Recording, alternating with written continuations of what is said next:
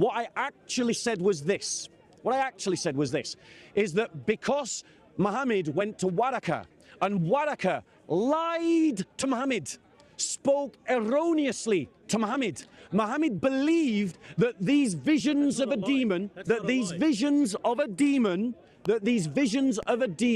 were visions sent to him by God. This is not a lie, because in the Quran, it says that the angel, Jibril, spoke to all prophets. Yes, and who told Muhammad that? It's in the Quran, which is the word of God, directly. Given to Muhammad by who? By God. By the angel Gabriel. Yeah. Why did you misrepresent your own faith? By God. Stop trying to misrepresent your own faith God. to me.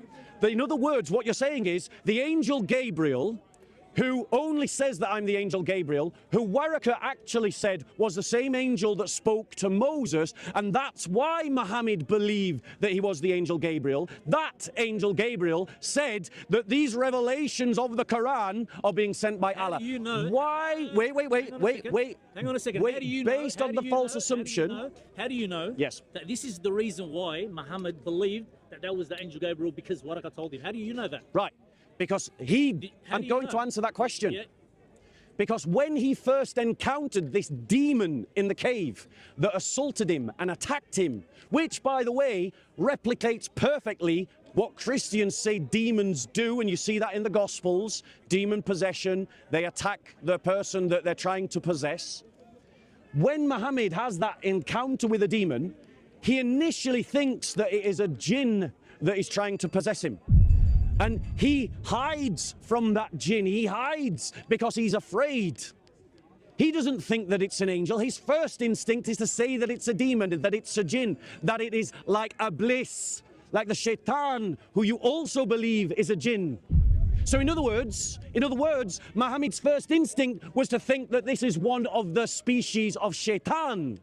And then he goes to Waraqah, who in his ignorance, stupidity or lies, tells him it is the same angel that spoke to Moses. So the angel Jibril was the one who revealed the Quran to Prophet Muhammad. That is not what happened. Right? No. Over time. I'm not talking about that day specifically. Right. Did the Quran, the perfect Quran, the 600 pages, perfect it's not Quran, perfect, but okay, that's a side debate. That you can't find the side debate. That you can't find the contradiction. I can show you contradictions. And one that has many miracles in it. None. Was revealed to God, to Muhammad, by a jinn or a devil. Right. You're claiming. Yes. So what I'm saying to you is that the imperfect Quran that has many contradictions and many errors in it was revealed to Muhammad by a demon. And the only reason why you believe that it was revealed to Muhammad by an angel is based upon the ignorance, based upon the ignorance of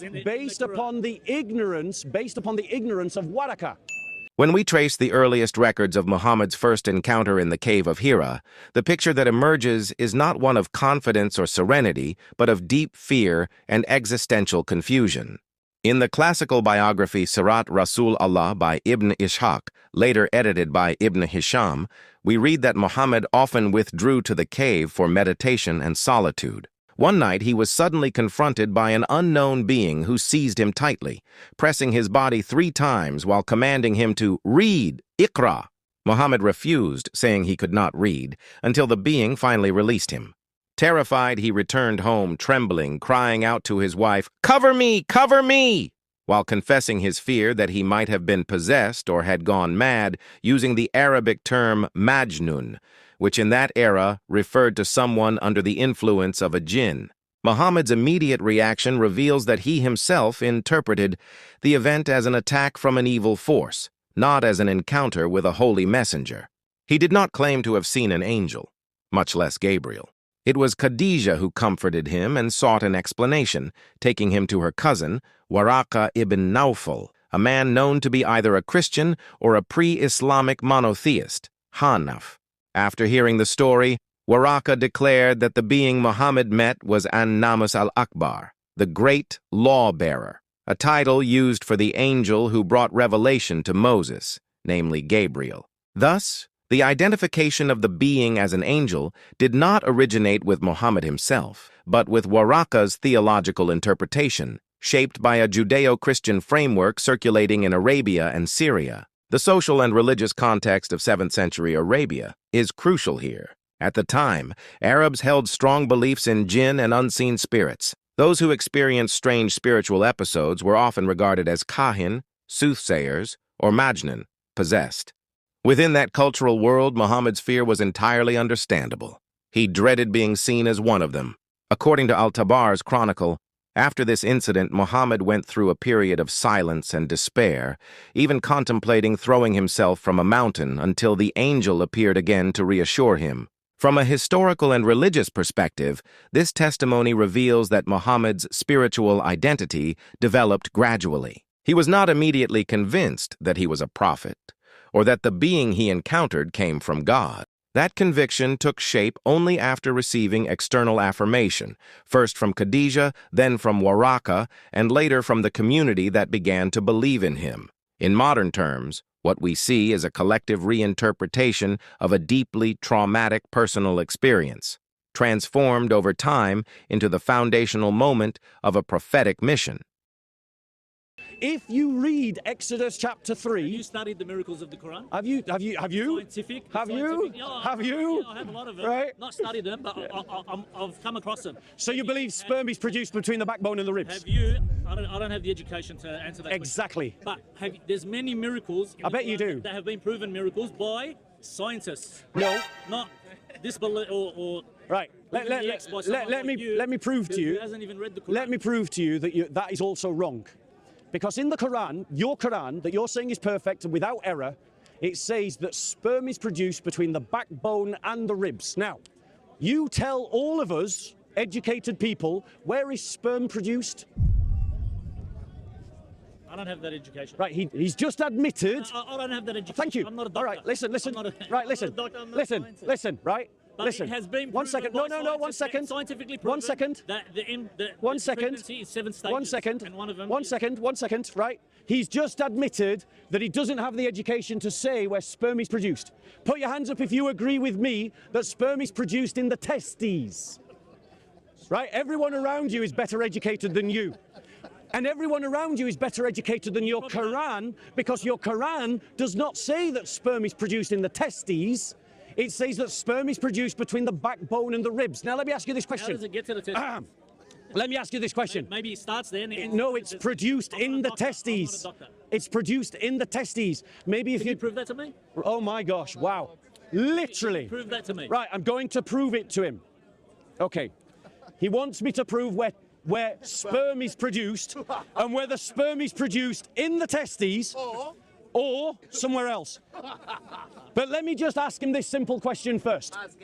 Where are the testes found? I think we've gone off track now. No. Oh, wait. I think we've gone off. He's asked me to do something, but point that's kind of boring. answer the question, where are the testes found? I'm not a doctor. I'm not a scientist. You're asking me questions that are out of my league. Right.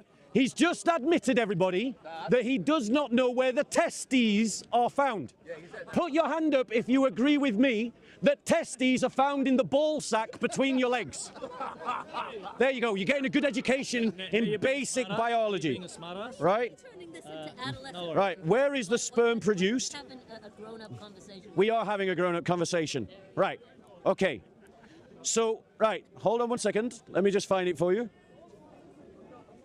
Look, as you can see from these diagrams, they are identifying that sperm is produced in the testes and then goes up and out of the erect phalanx. That doesn't say that. Show that. All right, you're still doubting. Show the camera what you're showing me. I'm showing him literally a diagram of where testes is produced, but he wants to doubt it. In the pre-Islamic world of the 6th and 7th centuries, the Arabian Peninsula was far from isolated. It stood at the crossroads of two great civilizations, the Byzantine Empire in the west and the Sassanid Persian Empire in the east. From these cultural centers, ideas about the cosmos, the human body, and anatomy spread widely through trade networks, Syriac Christian communities, and physicians trained in medical schools such as the one at Jundishapur in Persia. There, the great works of Greek doctors like Hippocrates and Galen had been translated into Syriac and Persian, and their theories circulated throughout the Semitic world, including Arabia. In Galen's De Semine, on seed, and Hippocrates on generation, we find the belief that semen did not originate solely from the testicles, but from the entire body, especially the brain and the spinal column. Galen even wrote that the seminal fluid flowed from the back of the body, through the spine, toward the reproductive organs. He viewed the spinal column as the source of vital power, the energy that animates life, because it contains the marrow believed to be the seat of human vitality. From this concept arose the notion that semen comes from between the back and the chest, since those parts of the body were thought to contain life's essential force. This view was not unique to Greek physicians. In rabbinic Jewish tradition, which was also influenced by Hellenistic thought, a similar idea appeared. The Talmud, Nida 31a, describes that the male seed comes from the back, while the female seed comes from the chest. Such patterns of thinking spread widely across the Mediterranean and Near Eastern worlds centuries before the rise of Islam.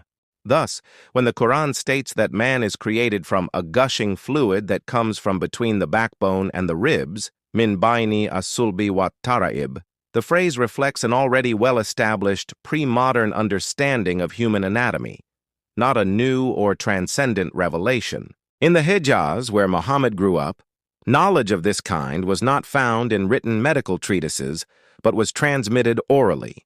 The Arabs were familiar with popular medical expressions that had filtered in from Syriac and Persian influences. They made no clear distinction between medicine, spiritual belief, and myth.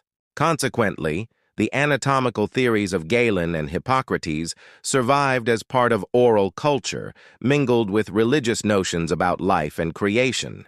Muhammad himself was not a man of scientific learning, and the information he heard, whether from traders, local healers, or religious travelers from the Syriac Christian regions, likely reflected the common medical knowledge of the time, preserved through centuries of repetition.